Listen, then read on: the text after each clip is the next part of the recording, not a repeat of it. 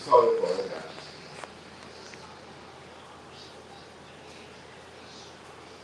Y'all have, excuse me, I don't have that fancy equipment. No, you fine, get your phone.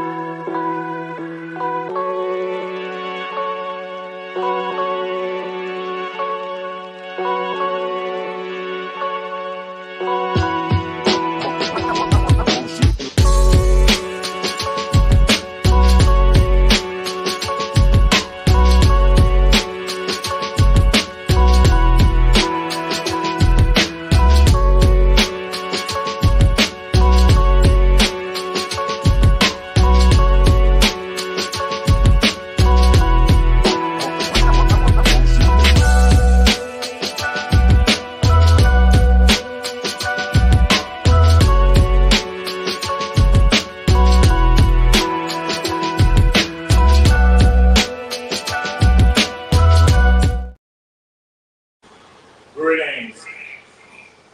This is a special segment of Run Tell That, and we're going to be apologetic. You all know our journey going to try to apologize, so I try to make sure we're on point. So we got to apologize again, start a little later than what we had planned, and this is a very important issue that some people don't understand the magnitude, but the people who hear, they do understand the magnitude. And who are with me, so we're going to have a conversation. This is about black land and black communities. We have from South Carolina, from Bluffton, South Carolina, our councilwoman, Bridget Frazier, one of our sheroes. We have her right here.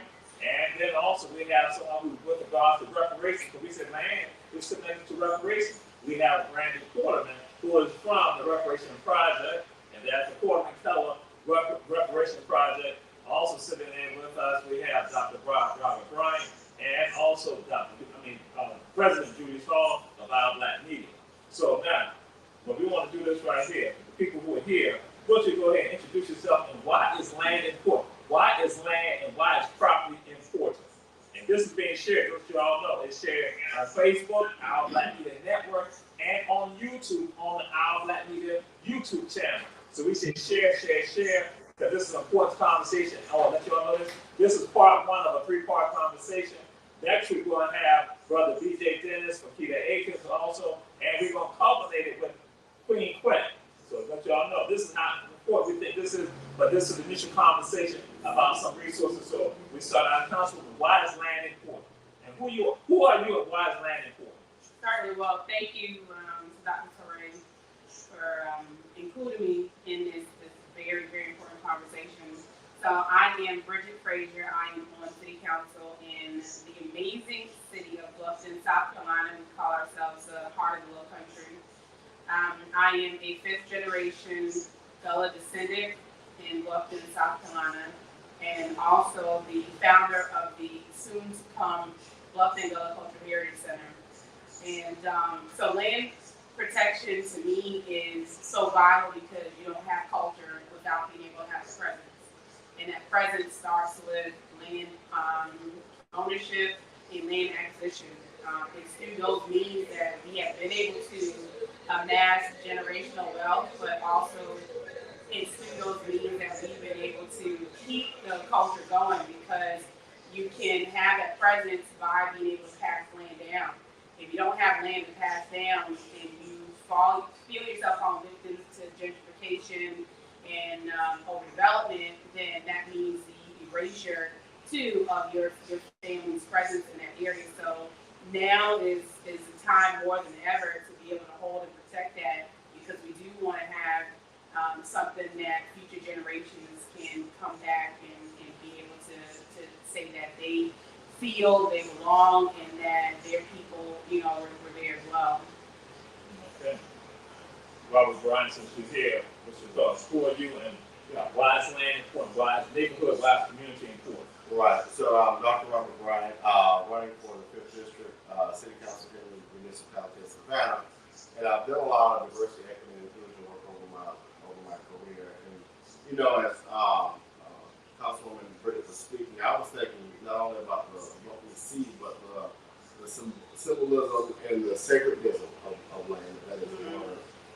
We know that Native American culture is really tied to the land. It's not just a piece of dirt we walk over. It carries stories. It carries memory. It carries culture, as Bridget said.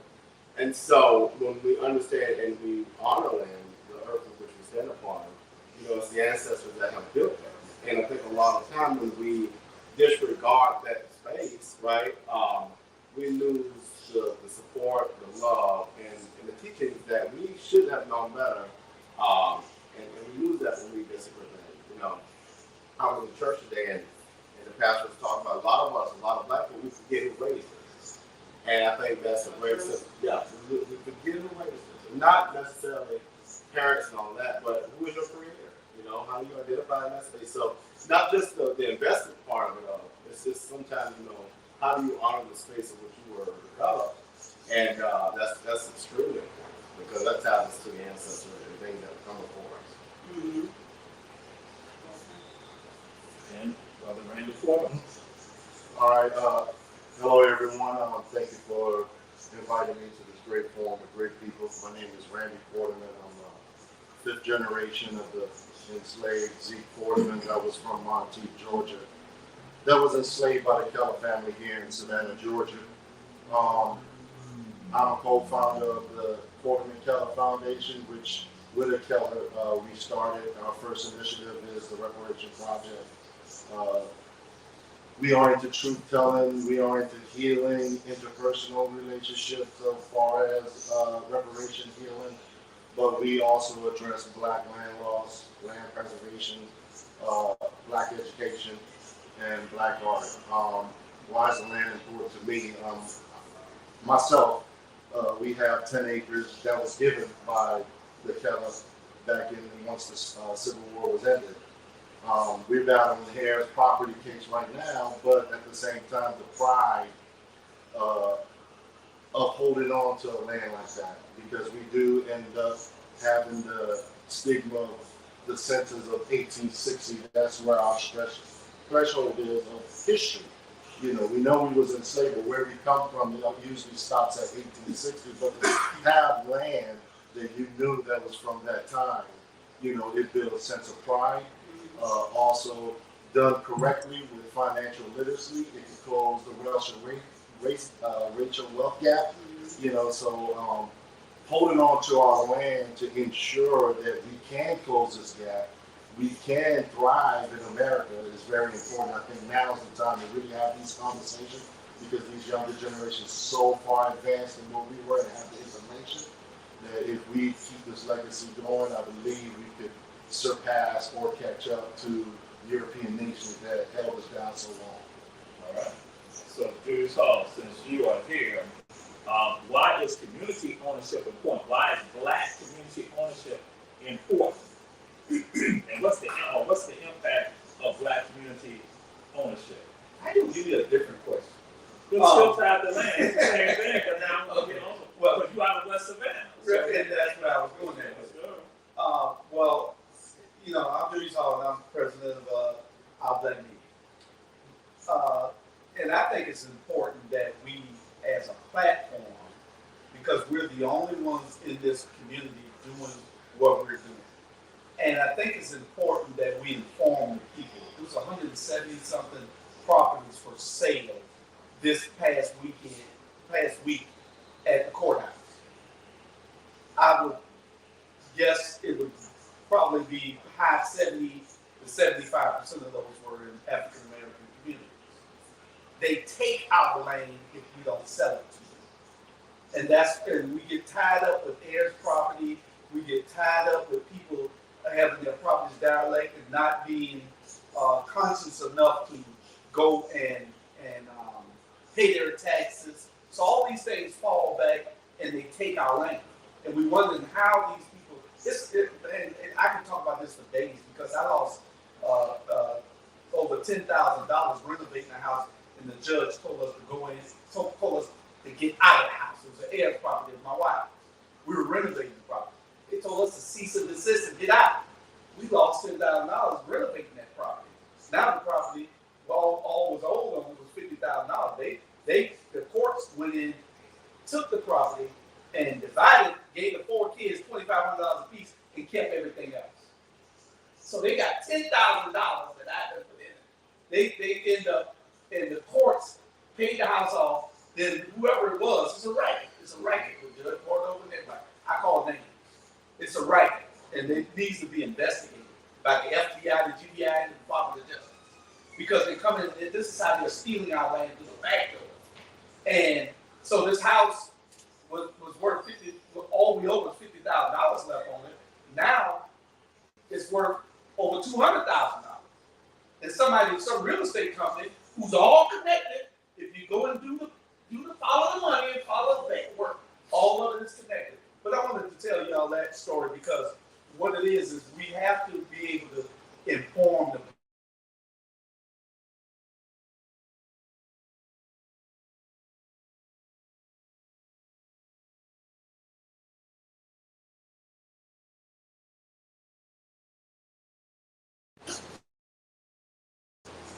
There you go. Yeah, but our platform is one of the platforms where we're going to inform the people, and that's why I'm here, so that we can make sure that we're always informing the people. Can I speak a little bit?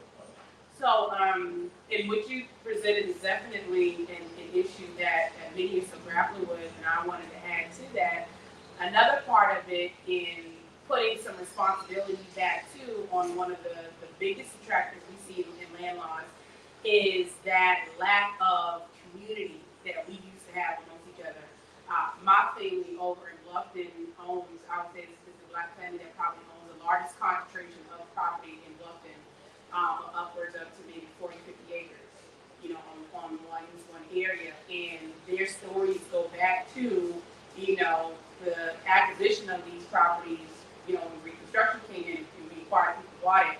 But I can finally remember sort of saying it was this, cousin who gave this person the money to get the $5 to buy all these acres, and we understood that. We're now in a time where we're not just victim of people stealing land, but the fact that we no longer are doing business and value each other. So it's like, you got enough property. Someone said to a cousin of mine, y'all got enough property. No, I'm not going to give you, I'm not going to sell this property that just became available to you.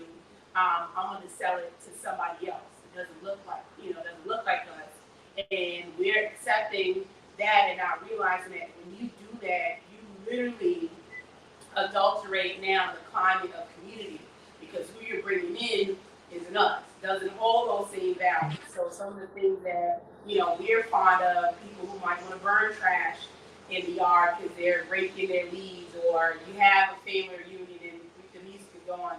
Now you have people calling and saying, well, he's burning trash too close to my house, or the music is too loud. And now you have people coming in and interrupting the way of life. So it's like we have to understand and get back to that we can help preserve land by going back and doing business with each other and holding on to it. And not just, looking at the instance of those who are going to come and take it, because that's always going to be a battle, and the attraction of it. So we also can stand up and say, we're going to make sure that we're not doing business with each other, because we hold those deeds when it's not theirs property. We own those properties outright with clear titles, and at the times, many of us just are not giving the opportunities to other people, other natives, to come in and be able to purchase it. And we are here, just to let y'all know, we're at Two Chefs Bella Peachy Restaurant here in Savannah, Georgia, 2007 NLK Junior Boulevard.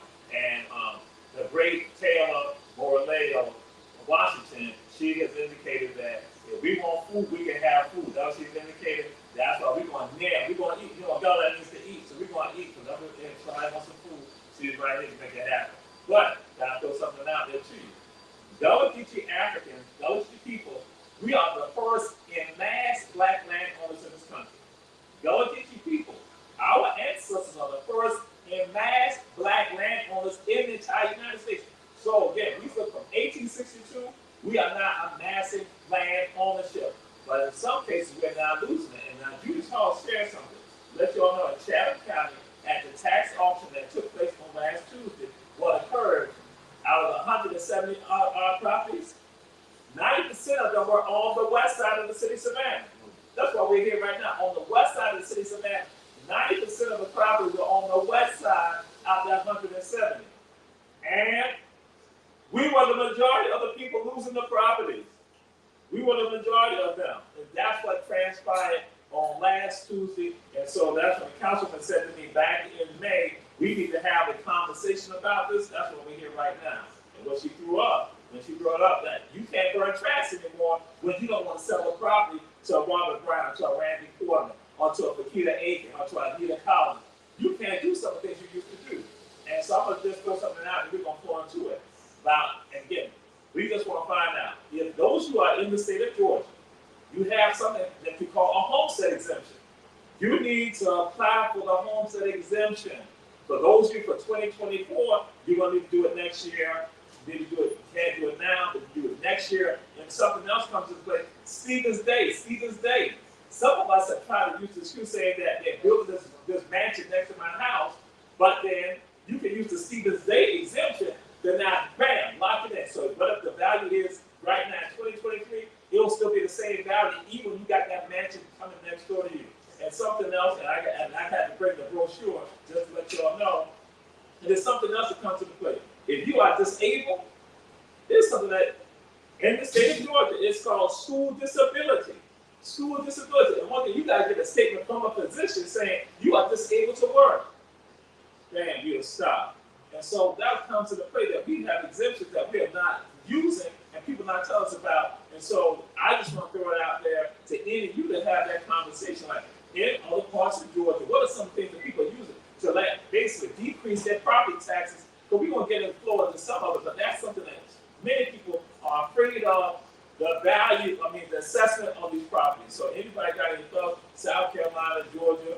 Let me add this, and this is important, especially as we talk about people who are in fixed income, especially in districts like the 1st and 5th district in Savannah, where we have a lot of people who are teachers, retired, medical bills, this bill, light bill going on, water bill going on. In my particular case, it's personal to me. I have a mother who's 92 years old, and her husband left the house, but she's with Alzheimer's and a broken hip. So how in the world is she going to pay all these increasing taxes? And what Dr. Teray just said. You got to be educated. And I love Dr. Sonia Jackson for educating our community because now what happens because of the Alzheimer's, she's disabled. So now she has full exemption on property tax going forward. But we don't know that. And people are like, why don't you go read it? It's not about we don't read. We aren't given the same resources and information as other communities. You want me to hold this brother accountable, but the sister over here got the information before him and holding the information because it'll help my community develop well. Well, the brother don't know where to go look in the first place. Access. That's the word I'm looking for. Access to information. So it's not about we don't want it, I can't go get it. How do I even access information? And in South Carolina, how do we deal with some of that? So again, people use that fear. Right. So in South Carolina, there are a lot of different things that people can tap into. One is we have homestead exemption too. Ours, so is age, is based on age. So if you're 65 and over, you're able to get homestead exemption. It's not something that's automatically triggered. You have to go in and make that request, and then they'll put that into your property assessment.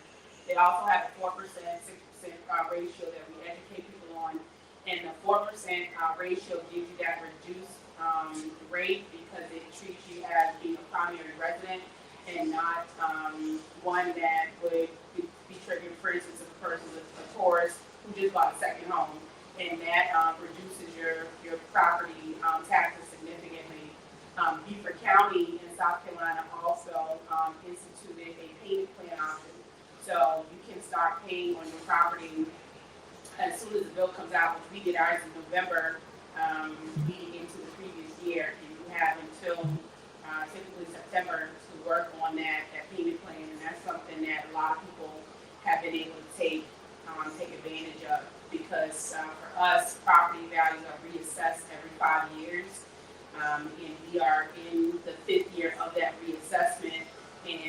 what happens is those who've had their homes for a certain amount of time under a certain income threshold automatically get locked in to not be victim of the homes that have been built around them. And we have property that have now sold for $1 million, $2 million right next to, let's say, my stepmom, for instance, home that's been there since the 50s, but they will not be affected by that because of something that was already built in. But one thing that they admonished when we spoke with the assessor's office is if someone dies, for instance, and they haven't transferred that property into a relative's name, and they just sell it to someone else, then those exemptions go away. Whatever exemptions were on that property before they had it locked in a lower rate go away. So that's another thing, as you mentioned, Dr. Roberts, about education. They were saying if you can transfer it over into a child's name, a cousin's name, or what have you, do that because that's how you're able to keep those exemptions. Yeah, and adding to that, I know there's a lot of Vietnam veterans that have property, and military veterans, they have exemptions as well. If they're disabled, they have a higher rate. Also, what I was looking into was they have there was an issue in Monteith where land of the promised land was being threatened. So me, Jazz, and Dr. Jamal here, I was just looking up the properties around that area where white families own maybe 100, 200 acres of land, but the promised land that's only like 30 acres is paying higher taxes than the 100 and 200. But what I end up finding out is, which anyone could research, I'm not like a tax guru, but it's an application you file with the city to ensure that it's just woodland, like they can't do nothing on it, for a certain amount of time with that land. But you could ask for, just say, out of 160 acres to just to stay at woodland for a 10-year period, but they give you a tax break, which is significant because the promised land with 31 acres was paying like maybe $2,000 a year, but here this guy, white family, got 200 acres and only paying $500 a year. So those informations are out there as well if you're a mass landholder. And that's something too. Glad you brought that up. South Carolina has that also, and they have, I think the minimum is only 10 acres. And so if you have 10 acres, it's called agri-land exemption. And you can't build on more than 50%. So you can develop 50% of it as long as you leave the other 5 acres like untouched. You get that exemption. And one guy was like, his family on St. Helena, when they found out about it, took advantage, and they went from paying like $5,000 a year to like $500 for it. Yeah. And that's why we're here, because again, we know, and we've said this personally, in some of our families, that's what they're engaged in, because we have land on Hilton Head that we have pine trees on the land, but then also we do farming. And so that plays a role with regard to that. We know that some of you all need to hear this. Some of y'all need to be aware of it, and just like Randy said, it's just merely doing an application. Some people, it can be done with the city, or ultimately done with the tax commissioner's office, and they go and assess it, and then guess what? It brings down the property. And now it gets to a point where some of y'all might say, okay, why are they bringing this up? Because now it gets to a point about the next topic now we brought out there to you about when y'all sell the land. Some people say they sell the land because the taxes are too high. But never did they take advantage of some of the exemptions that are right there. And that's why I was glad that they brought it up with regard to the agricultural aspects of that. And so now it comes down to don't sell or lease the land. So again, don't sell, don't ask. And so now, what's your feelings, your sentiments with regard to people selling land, selling properties? And when we say selling properties, selling out communities also. What's your thoughts and your views with regard to that and about leasing? Anyway, I'll just throw it out. Well, the thing is, land is going to be capital for the rest of eternity. Whenever you have land, you have value. If you own something, you have value. Just like I tell people, I got a ring of keys over there. A whole ring of keys. You mind giving them to me real quick, Randy? Let me show y'all the reason. And I'm just demonstrating something. demonstrating something. You see these keys. Everybody say it's 2023. Why you got so many keys? Right, that's like a custodian key ring, you guys. Yeah. I know it's 4 cards. I'm getting selling them. But I can open something. I can open something with this. It's 5 or 6 houses I have access to. This is tangible. I can go in. People say, I don't care. I said, because you don't own anything. Right. I own things that sometimes I don't have to go back home and get a key. Because I don't know what car I might be in. So I got to carry them all with me so I can get in. I can get into something. And that's the same thing. What I'm demonstrating is that you have to have that property. As long as you own that property, you have something. Money in the bank, one day you're going to spend it. But as long as you got that property, it's something that you can have generational wealth that you can pass down to your children and grandchildren and everybody else. That's all I was doing. Yeah, I agree. But I believe every family has a right to do whatever they want with their land because I don't know their situation. But I could refer to what the councilwoman said. At least let's work with each other first. Right. I'm sure there's developers and real estate agents that's our own, that we keep it within ourselves. But at the same time, these developing real estate people that's our own have to do right by us as well, right? And at the same time, if you do decide to sell, just if you sell 10 acres for $200,000, reinvest.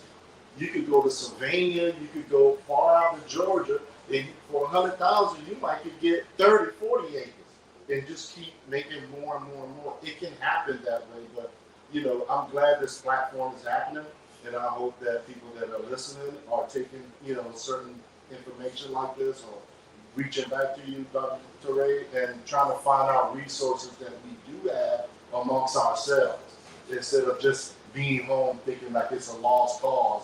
We defeat it, and we just got to go with this white man because he's scared.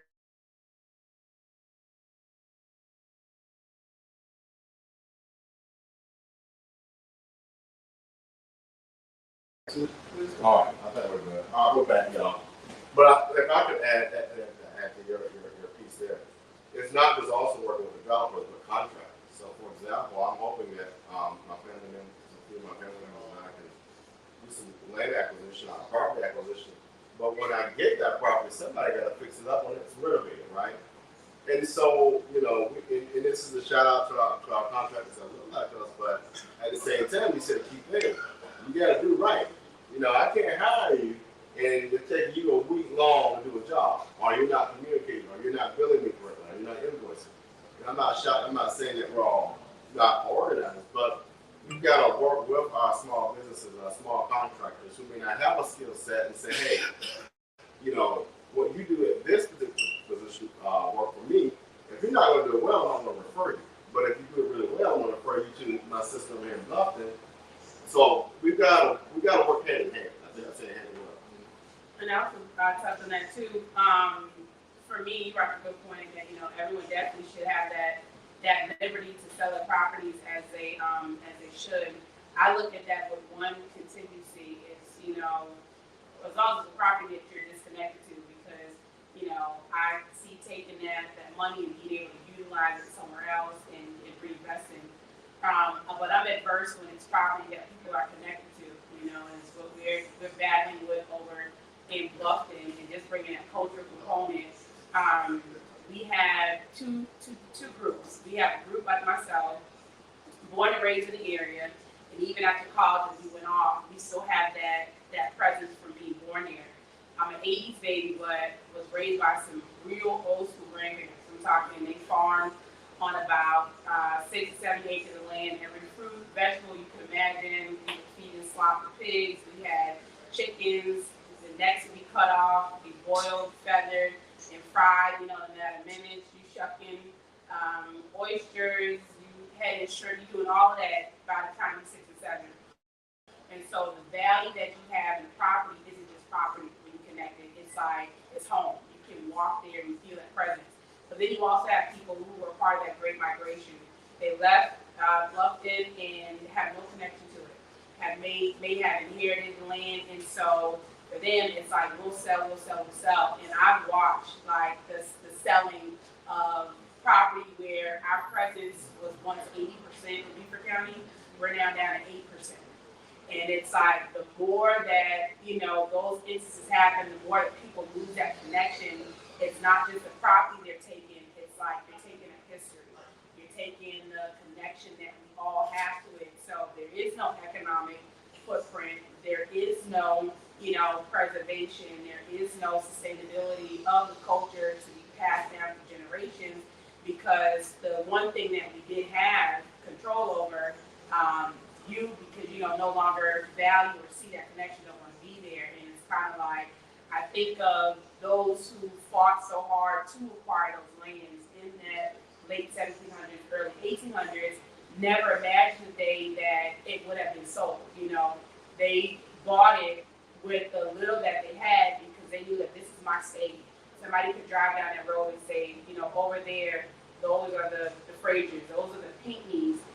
Because if somebody falls on hard times, you could pull a trailer there, you could build a house, and they would always have. And once that goes away, then we start to see families leaving in the masses like, I'm no longer here, I don't see myself, I'm gonna move to Atlanta, I'm gonna move to wherever, and find that identity all over again. It's like, we could harness it here, lease it, look at other options, try to work with other people, but if it is a situation, we don't know what people are going through. So if it is a situation where family doesn't have a choice, then once they've, exhausted all options, I respect the decision to do what they do, but at least give it consideration first to try to go another route.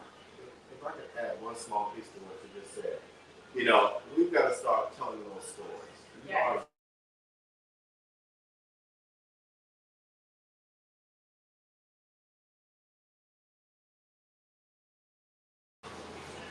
All right, we're back, y'all. But we've got to start being storytelling again and telling our stories. What you just said was exactly right. Is like my father would tell me, my father built the home we're in now. My father built that home. He wired the home. He poured the foundation. He laid the bricks. And he passed that autonomy, but we've talked enough to know that his desire for me and for our families to always keep that family in the family. So I don't have any children of my own, but I've already told my nephews and cousins that the Bryant family will keep this house. And I'm going to split them among a number of people, because not that I don't trust them, but I'm going to have a safeguard that y'all can't do anything but work together with this decision. I couldn't trust. Even his, your story, like, that's a story that not many people have that knowledge and that ownership over, to be connected to a name that's, so popular in the area, but to be able to say, like, we're fighting for that, we're coming for what's ours. Like, we're not just gonna just sit in that kind of victimization that some people do. It's like, nah, our bodies were bartered for that property. Like, we coming for it too. What we're gonna do, because since this is wrapping up, that we gotta take a commercial break. We're gonna do a commercial break. We'll come right back, continue the conversation, because some things that were said that actually this flowed in to what the next conversation is going to be about, and that was with regard to generational wealth and reparations.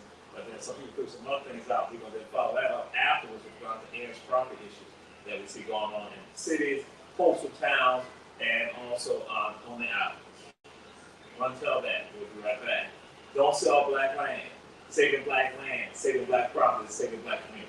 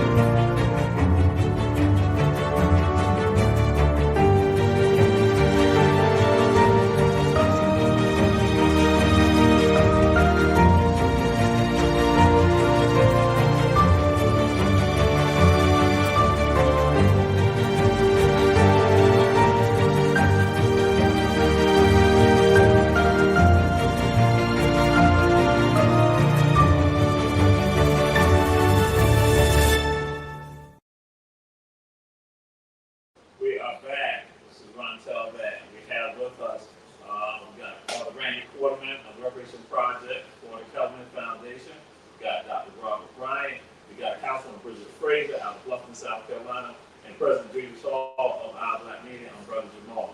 And so we've been talking about black land, saving black communities, saving black neighborhoods, because it's essential.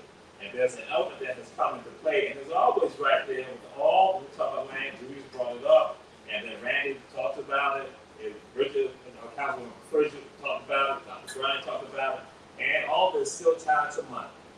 It is tied to wealth. Generational wealth, that's what we're talking about right now, generational wealth, and what does that mean to you, and how does that come into view? Because, well, I'll just give you all some background. I tell folks, when we talk about reparations for Gullah Geechee people, black folks in this area, it is tied to land. It is tied to land, it is tied to water, it is tied to the air.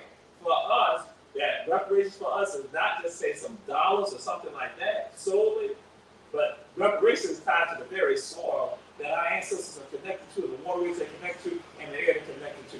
And so I got to do this, I got to just run and throw it on out there. Brother Randy Porter, what's your thoughts with regards to that? Got to come to you. Because you've been doing some of this work. Oh wow. Yeah, generational wealth. We still working on that, right? My family's not wealthy, but we trying to through this heirs property. Let me discuss that case a little bit. I'm not even gonna get into it, but it just leads to the portion of reparations. We had this 10 acres of land. My grandfather at 74 went to, found out that this land was being auctioned by the city because of non-tax payments. So he found out that information from his cousin, went to the city probate office and said, hey, look, I'm gonna pay this taxes, but I want to become an executive. So now he had to dispute his cousin that was actually the tax papers was going to. And I'm saying tax papers going to because it's a cloudy title. Mm-hmm. Just because you're getting taxes sent to you, that doesn't mean it's clear outright title. Okay, so let's get that clear out of the way. So then she gets a lawyer, he gets a lawyer, they end up disputing, they don't agree. So now the special master, not even the judge, let's think about this name, the special master that the judge appoints to make this decision, says, well, if there's a family dispute, I'm going to assign an executor, which is a lawyer that he wants to appoint. So sometimes going into the probate office, you got to really dig because these things are happening. You don't even know this law firm is an executive of your land, but you're paying taxes. It's the same law firm from the last 100 years. Yes. Yes. Yeah. They call them guardian ad litem for the younger kids. I'm sorry, go ahead. Yeah. So leading to reparations. So 2019 come along. I'm getting ready to retire after Army. I'm like, hey, look, what I'm going to do now.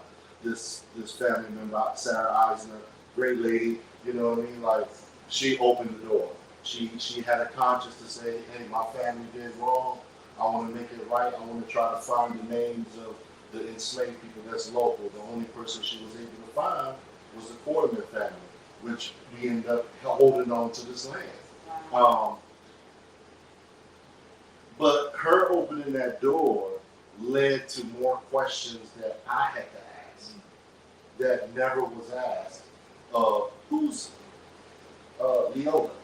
Who's the Jacksons? You know what I mean? Like, because from early 1900s, it's so much that goes on that we have no idea about it. Sometimes within the family cousins distant, we know they're our cousins, but why are we not talking to them?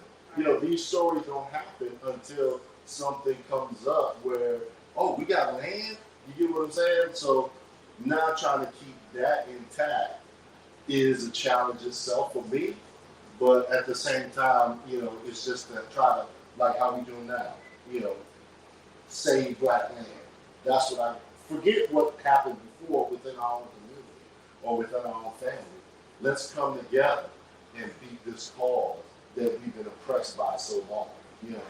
So what we do with the reparation project, we fund the PAFN, we fund Low Country Gullah to ensure that land that is being auctioned because of non-payment taxes, we give them annual grants to ensure that they could cover a certain amount of families, right? So,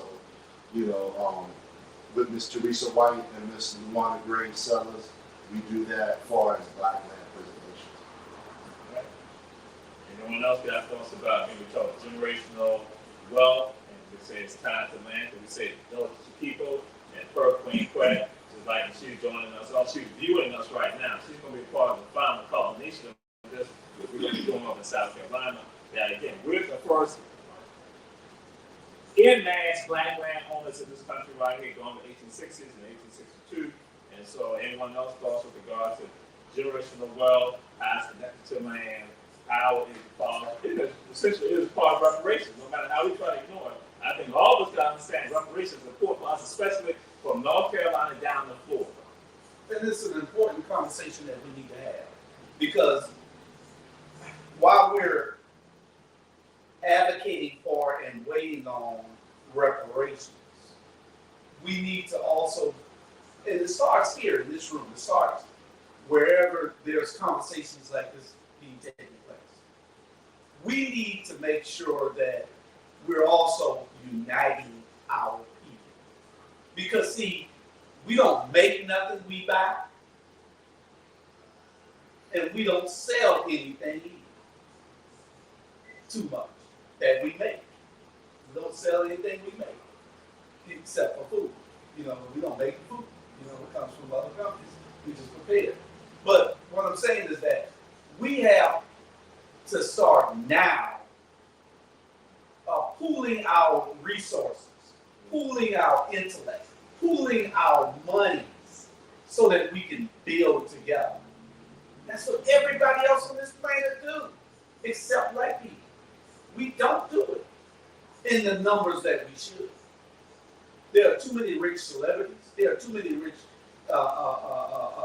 business owners, black business owners and black celebrities to start the educational foundations, to start these little entrepreneur centers, so that we can teach our kids how to be financially astute.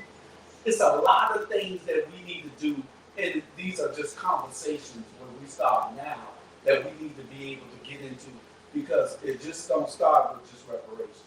We can't wait on anybody. Don't wait on nobody.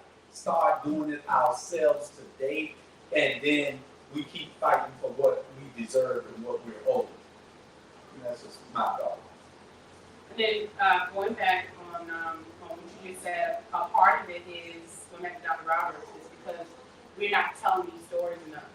We need to get back to telling our stories, because in that we've become so disconnected that if anyone wanted to talk about starting a revolution, we can't, because we don't own anything in the sense of have complete ownership, but we do have people operating in various respects in every entity. There's a brother out in South Carolina that processes his own pigs and chickens and all that other stuff, and poultry that goes out to different markets. There's people with their own farms, producing rice and harvesting all other stuff, people making bread. But it's like, until we go back to where we were at a place where we really believe community, and whether it's sharing land amongst each other, selling land amongst each other, selling our products and services amongst each other, until we get back to where we see the value in that, these conversations kind of start and end with the people who are already, as they say, preachers to the choir.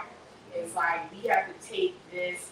These conversations should be a reflection of conversations happening in every city across this country of people from the African diaspora, and kind of it should be a national unity around this. It should be a global one around it, because unlike any other culture, our existence is tethered to us.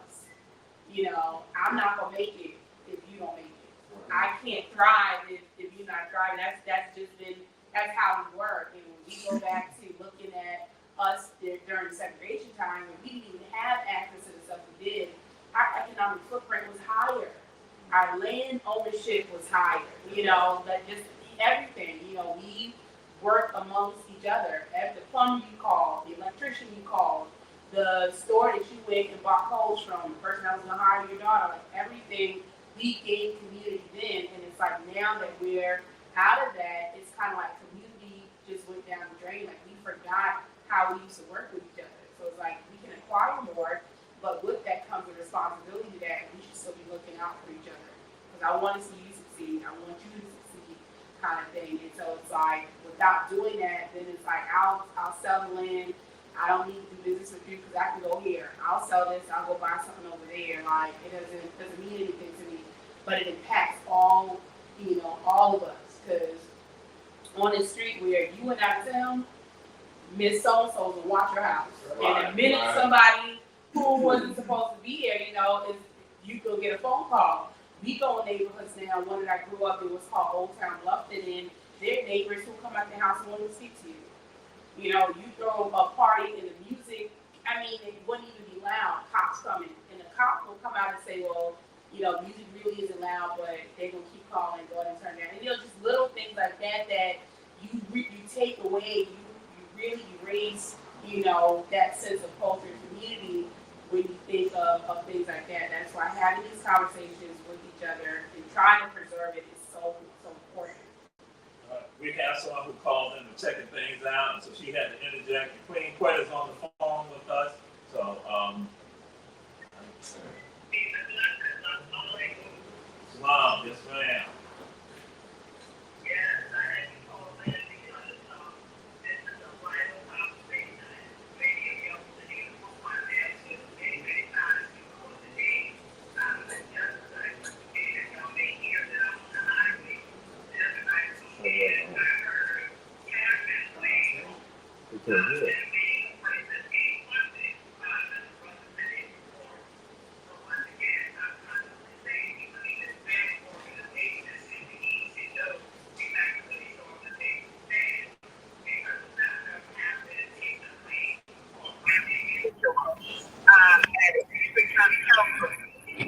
Where she was fighting structural care and developing the telephone to actually argue the culture protection overlay district was the hell in the house. And the culture protection overlay district zone is all. And that's what happened.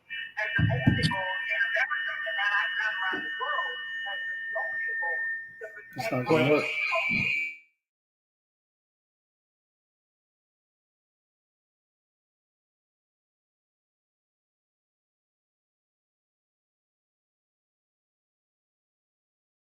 at the same time attack the leader and say, oh, people are crazy, come out and say they're for a project that is anti-LGBT land ownership. We know gated areas and golf courses have displaced our people repeatedly up and down the LGBT nation.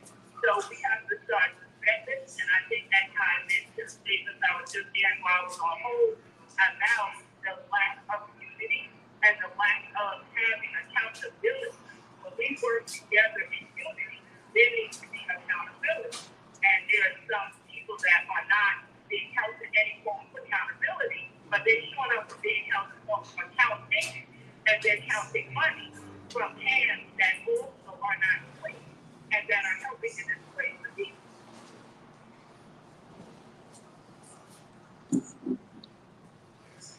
All right, thank you, Queen Quet. And again, what's going to happen will be the last part is going to have Councilman Bridget Frazier, chef, author, historian B.J. Dennis, and myself, and Queen Quet having a conversation and getting a little bit more down and dirty about it because we don't want to have y'all upset. But I got to throw this out here right now.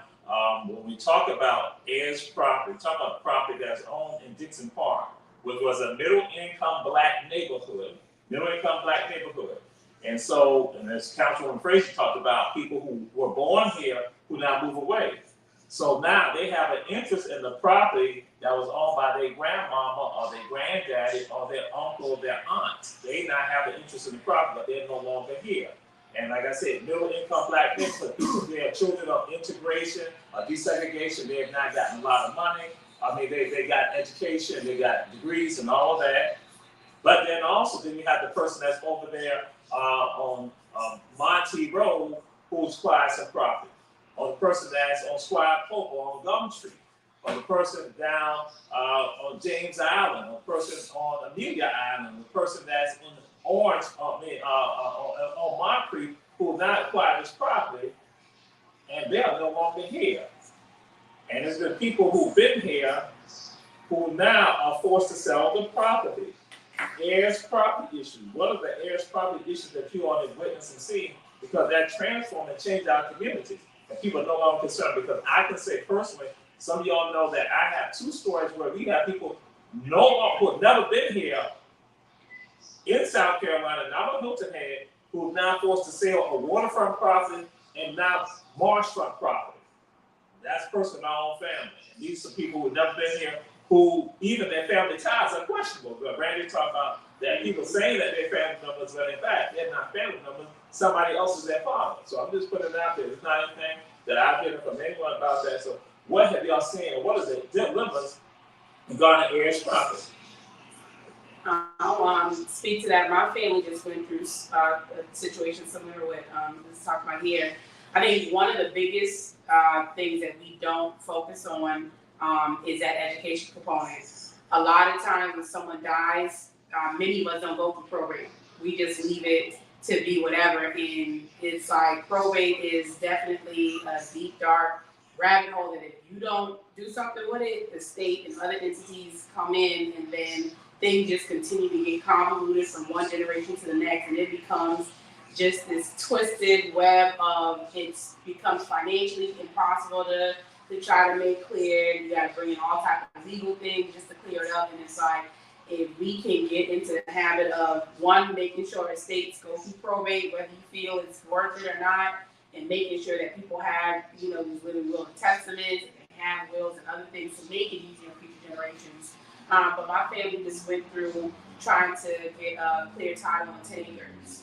And the land was deeded to my grandmother, and the land went down to each of her kids having it in their names, and then the family members who've been living, on the land. And, in the sense of family, they're family, so you don't really go against it.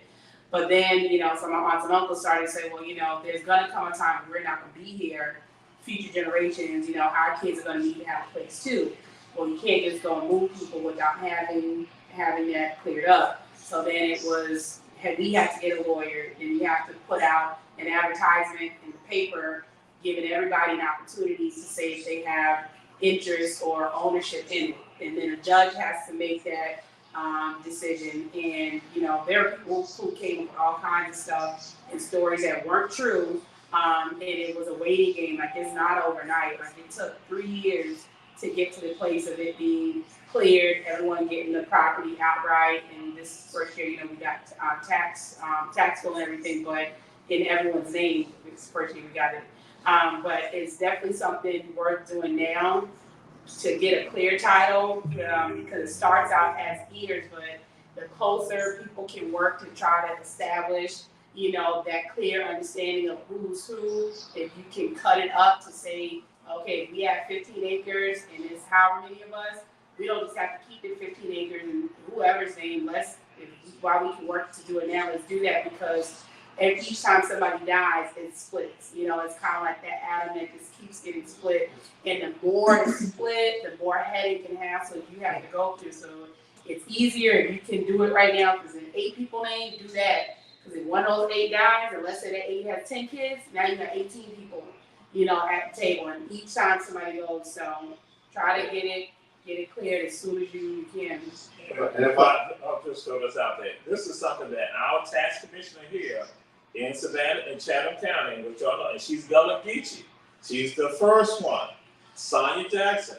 What she discussed also on last week, she discussed that we need to get our wills together. She said we need to get wills together. So when you're saying that, I'll just throw that out for you. She said get the wills together so that way we don't have this quagmire issues, and that plays a role about the loss of our communities. So, yeah. And if I may add, I want to go back to this idea of access. And in Bridget, you're talking exactly right. I'm working this process now, so it's important to me to tell people this. We've got to be mindful, too, that as a community, we've got to develop this access to resources, right? Mm-hmm. When you talk about an attorney fee, and I want to show people what's realistic. When you have a will, that costs money, right? You have an estate, that costs money. Oh, by the way, and I'm gonna tell you something personal to me. If you don't have a certain credit score, you become an executive of a state, or now you become a guardian and a conservator Right.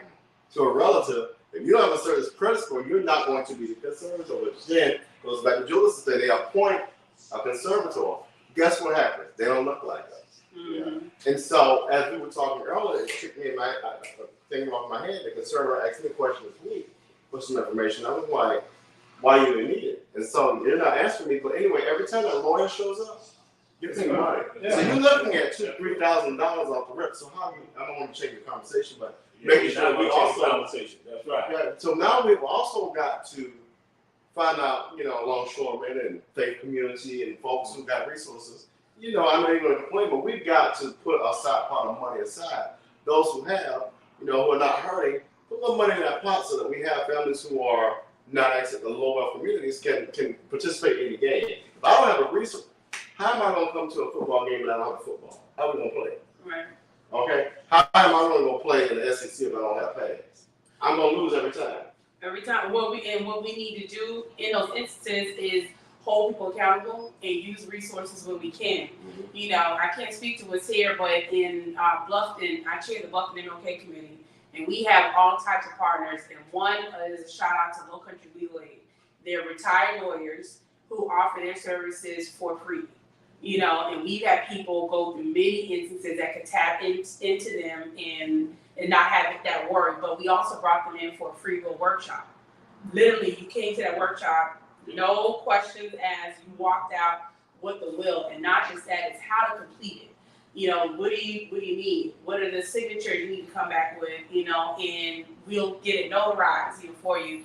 And what happens a lot of times, people scoff at that. I want a will, and we're like, listen, regardless of age, everybody needs a will. Even if you feel you don't, because you don't know what's going to happen today or tomorrow. But it's kind of like when we have people who want to help, and when we say, if you say that you want to help and you believe in equity in the community, this is what we need specifically. And when we bring those people to the table, our community has a responsibility now to use it, because we now have a chance to be able to take those barriers away, whereas before we could say, well, we don't have the fees, we don't have this, we don't have that. When we have it, now people need to show up and use it because we want to keep holding people accountable. We want to keep people who want to say, well, how can I help? How can I help? We want to keep directing them, but we have to be able to utilize it too, because like you said, it's impossible, to navigate that. And those of us with the education, I don't have the legal expertise, so, I'm gonna have to take whatever the advice of what they're saying. Like, for example, what's the letter of testament? And all that stuff. When you get deep into the weeds, you look Well, And people get intimidated. Right. Well, it goes right back to they created this to block us out. Yeah. They created this to put obstacles in our way so that they can acquire our land. Yeah. It is a systematic, what do you call it? It's a diabolical plan. Yeah, take over. I'm serious. The lawyers, you need a credit score for me to be the conservator for For some my mom. property. Yeah. For my mother? And I've been I need there. a credit score. No, this is the obstacles that they put in the way. But see, it all boils right back down to one thing. One thing. You better go vote. Yeah. And you need to put the people in place that's going to put the policies in place that's going to change how all this is done. That's right. Because if you don't, then they continue to control you. That's right. That- Your that's vote controls. It is. And so this Ayers property matter, just to share this with y'all and people who are listening, looking at the show, we have Willie Hayward that's in South Carolina, and he's done work with Queen Quet. And Queen Quet, I'm going to let you share about that, what they need to do to at least get that reference and get that initial free consultation with Willie Hayward with regards to them now, especially with involving Ayers property. And you say you have a will case, so we'll let you go ahead and do that right now. For everybody, but just trying to get their pen to paper or their iPads or whatever before I give out fully information. That's how you can reach him and get a consultation with him. But I want to give an example of something I just found out about it's less than a week, it's just a few days ago. I visited Georgetown and found out that one of our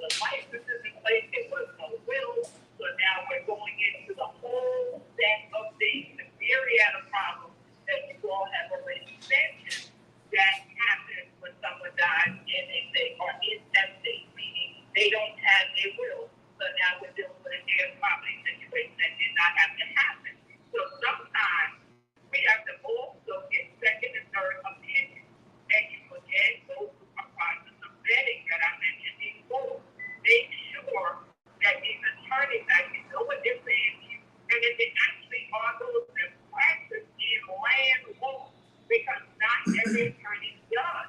They specialize just like doctors do.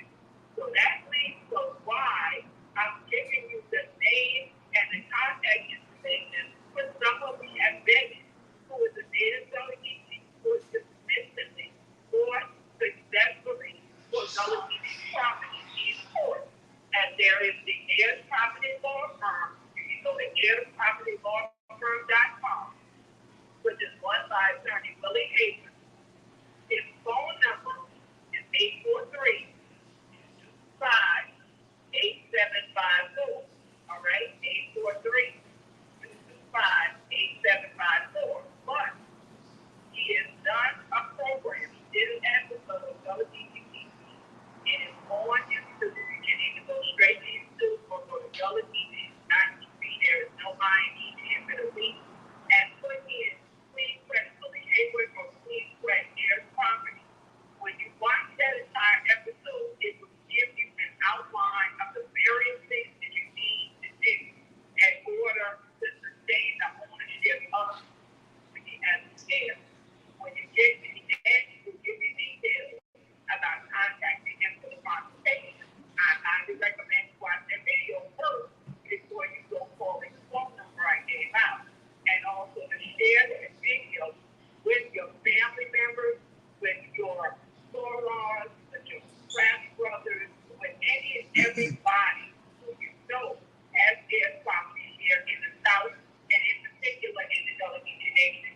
There are critical things to that. And I heard you all mention various things about cousins that you might have never known and never got to talk to until they found out who this is land, or cousins who you ain't even sure they really cousins. They just pop up all of a sudden after people die. Okay, it's critical that one of the first things that I've learned in working with many attorneys about heirs property is it first starts with the family.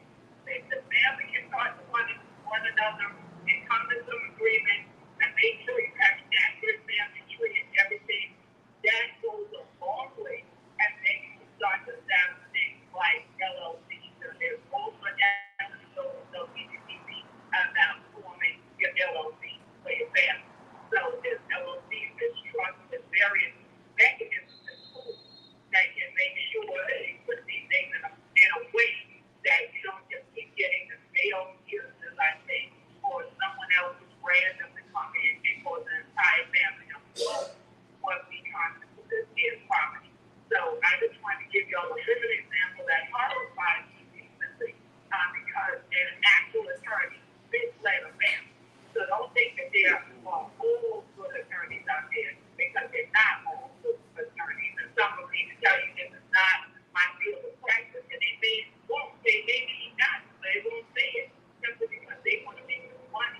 But that means that they leave your family out, so that family paid to get into play. So I wanted to make sure I share that in the midst of all of this, so that you're well aware that you can ask for a second opinion and third opinion. So please go to Willie Hayward at first, at least get a consultation, and then go and check elsewhere. So you find someone that you're comfortable working with. But it all starts working with the family and being comfortable to talk to them and put together a succession plan for the family, so that then the land can be home to generations and generations. All right, thank you, Queen. Now, so we're coming down to the latter part of this part one.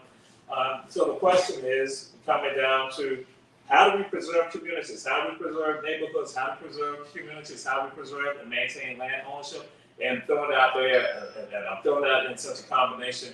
How do we preserve our communities? How to preserve us still owning the land? And what does that have to do with your thoughts with regard to developing a master plan? You know, just throwing it out there, because again, I want everyone to, because I think people tend to not realize it's all connected. That people don't realize that it's the same issue on an island, in a coastal town, in a small city, in a large city, from St. Augustine up to Onslow County, North Carolina. It's the same issues, and we deal with all of it. So the issue on Sapelo and Hilton Head is the same issue that we have in Dixon Park and Calabrans, where we are right now. Again, we have Two Chefs Restaurant here at 2007 MLK Junior Boulevard. So how do we look at creating this master plan for preservation? How do we preserve our communities? And just throwing it out there to you, anyone that wants to talk about that. I think this is the first step, and that's having the conversation. I think going back to, I'm an educator by trade. I think education is a huge piece. You know, when people are, if we go back in history, when people are educated, they don't have the knowledge. You can't. If you go all the way back to, if we look down at why the sentence, there's a reason why they want to take our education away from us. Because the Bible will tell you what you come from, and how raw you are, and how smart you are, and how advanced you are. You won't have a self-identity to understand why you are smarter than these other children that don't look like you in the classroom, right?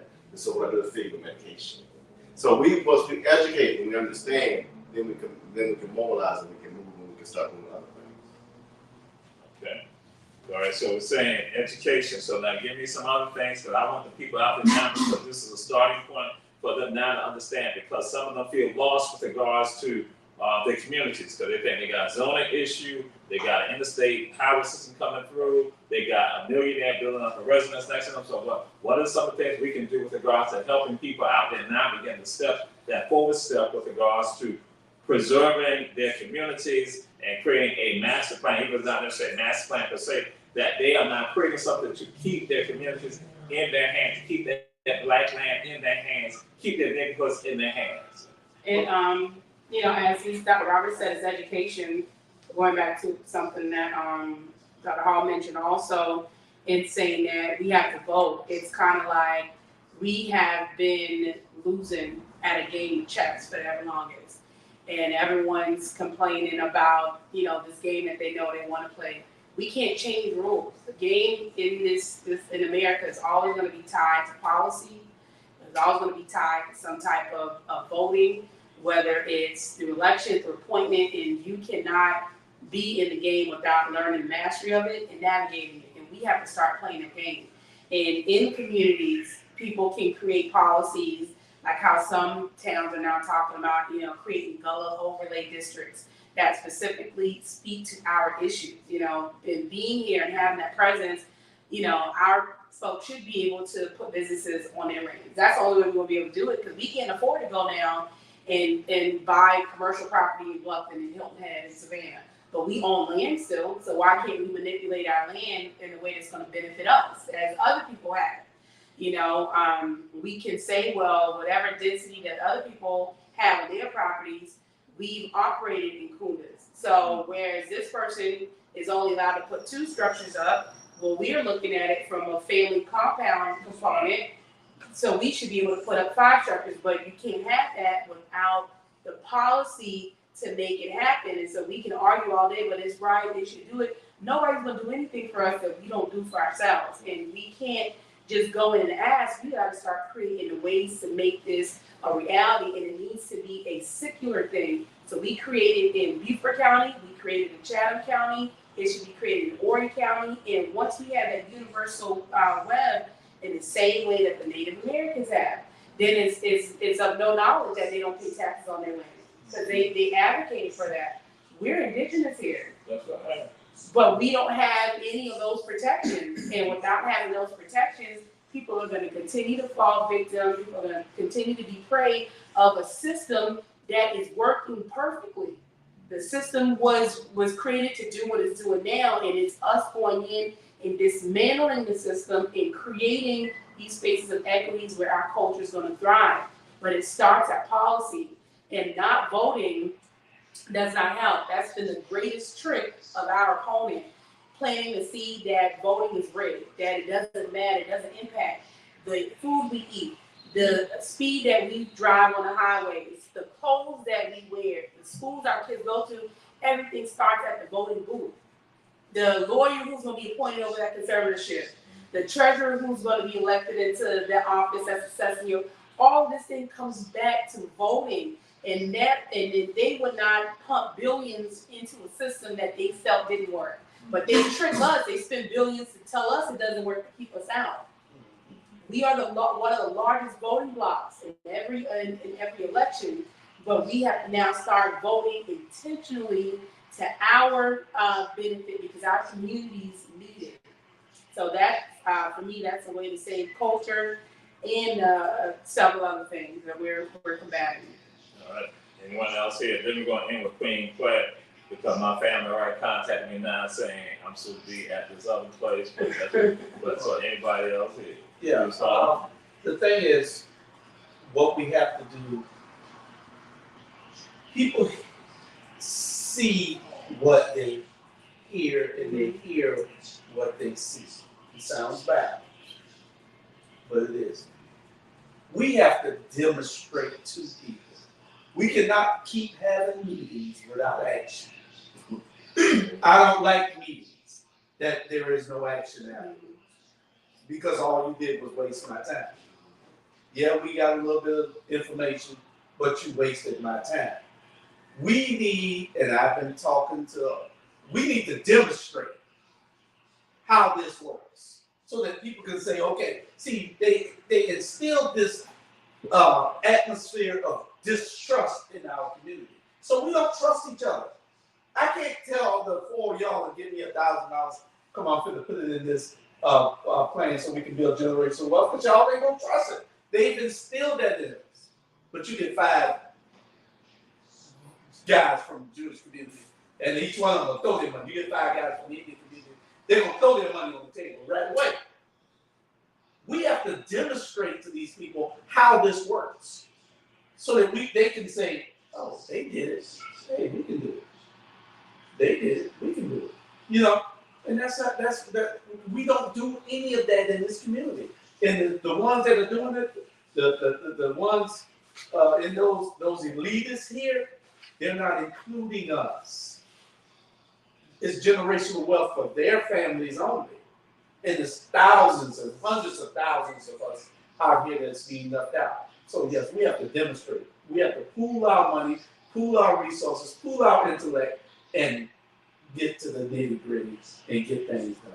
That's the only way it's gonna work. That's the way we save. We've started the conversation. We have the platforms. Now we have to put it into action. I hear education, I hear the communalism, I hear the demonstration of it. Randy, you got anything you want to toss into? Just know your position. You know, sometimes your ancestors give you a position. Stay in that position. You know, don't try to go into Dr. Ray's position and critique what he's doing wrong. You ensure everybody has a role, all the way to the bottom. But you know, sometimes the ancestors give you a certain position. That's where it's at. Like I know within myself, it was put in a position where I could bring people together. I was good at that, networking and sharing my network. I don't try to step into the scholars because that's not where I am. I'm where I need to be. Stay right there and action that, like you were saying, just action that and push it forward. But take critique too. Yes. Constructive criticism and assess yourself. Don't get personal with it. Yeah. It's a bigger movement than just about you and your pride. It's a whole thing that gotta go 10 generations from now. Just don't look at what you're gaining in your generation. Look at it from 10 generations from now, because that's what they're doing. Yeah. That's how they conquered the world. They looked at 100 generations from now. So that's how we need to put our mindset through. All right, know your role, and be honest about that. Be honest with yourself. That's what I'm hearing. So Queen Claire, we got 2 more minutes, and so you had texted some things, so I'm gonna let you go ahead and say to everyone, share the information, and let you'll be closing us out for the next 2 minutes. So I'm glad y'all having this discussion. One of the things and that people should participate in public hearings on the local, state, and federal level, because policies are made from input and from support. So that's what I'm going to share as well in terms of what you guys say about what is needed to create this overall plan to go forward. All right, and this has been part 1. The next one we're going to have DJ Dennis, Peter Aiken, and then we'll be closing us out at some point in November with regards to this, because again, this is about generational wealth for all of us, for our communities, and saving our community. This is the start. And so we get some other things out there, and we will then provide you information. We'll post it also, information for Willie Hayward and the information that Queen Quet gave on what you need to do to get the free consultation. Because again, you all heard the legal issues play a role in the quagmire of us losing our properties. So this is what the deal is. We come together having a conversation, and we'll continue this conversation. This is Run Tell That, our Black Media Network, and then we say to y'all share, and we see y'all again. We're out of here. Peace and blessings. We had Brother Randy Quarterman. We had Dr. Robert Bryant. We had Councilwoman Bridget Frazier and President Julius Hall. Glad to have y'all. And we had Queen Quet on the phone. She was so intrigued by the conversation. She had to come in. She just couldn't watch. She had to come in. And that's how important this matter is. So y'all, peace and blessings. I'll let y'all know this right now. And Savannah is the capital of the Gullah Geechee Nation. Good night.